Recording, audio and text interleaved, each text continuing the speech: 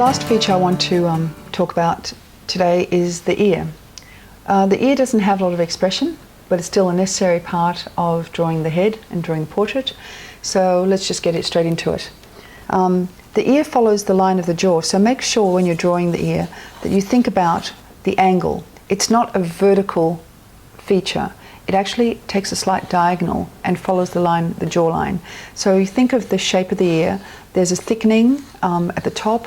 It comes down. Whether the lobe is attached to the bottom or not, that would be an unattached lobe where the base of the skin is separate to, it doesn't attach down low, it attaches up higher, so you've got like a shape that's separate to the skin of the side of the face, and an attached lobe is generally where it runs down into it.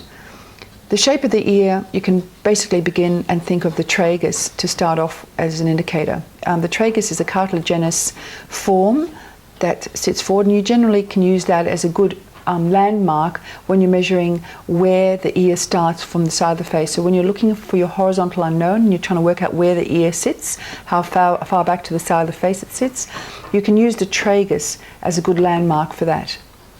So that's the tragus. Then the shape of the ear, you've got the helix and the antihelix. So this shape here is forming the helix.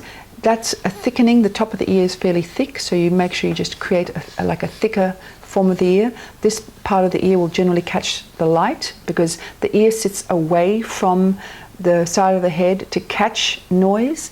It doesn't sit plastered to the side of the face.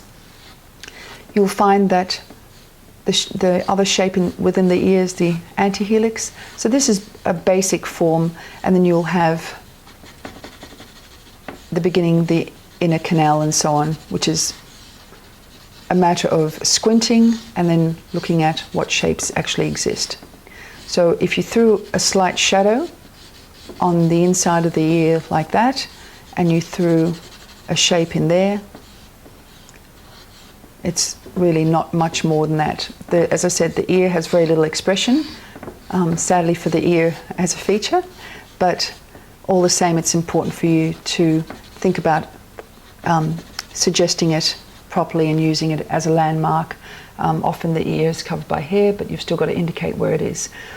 The other very important thing to note about the ear is that's where the ear is demarcates where the sternocleidomastoid muscle begins, because the mastoid process is a bony landmark right behind the ear hole.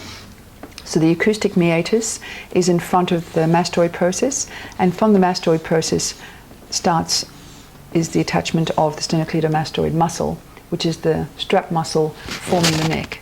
And that's an important landmark as well when you're dealing with the portrait.